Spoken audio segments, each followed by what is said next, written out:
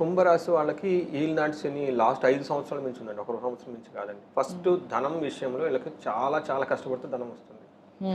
అంతంత మాత్రం ఉన్నట్లు ఉంటుంది. రెండోది ఏది చేసినా అభివృద్ధి ఉండదు.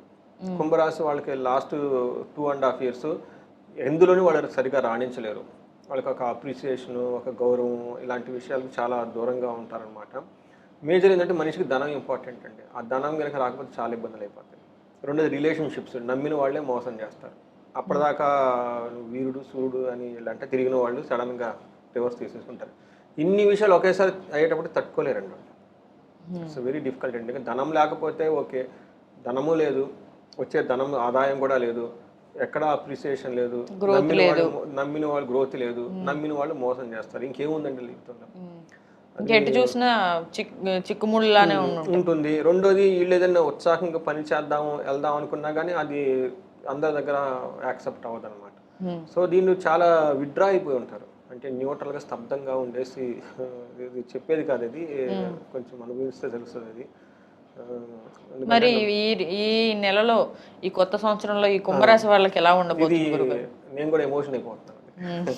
అందుకని అయితే సంతోషకరమైన వార్త ఏంటంటేనండి, మార్చి నుంచి శని పెడలు తగ్గటానికి చేస్తున్నాడు. అంటే 3 రకాల శనిలో ఏలినాటి శని 3 రకాలు ఉంటుందండి.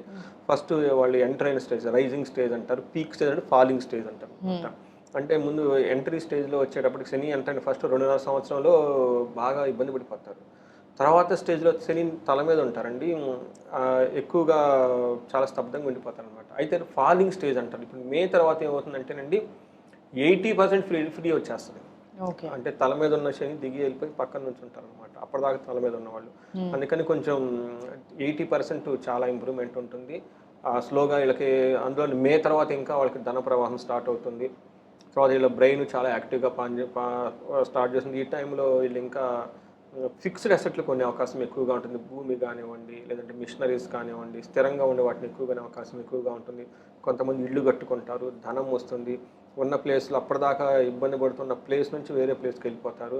బాగుంటుంది. అంటే ఒక మంచి టైం అయితే 2025లో మీరు ఇందాక అన్నట్లు ఒక శుభ సూచకం, ఒక వాళ్ళ లైఫ్ ఒక పురోగతి ఖచ్చితంగా ఉంటుంది.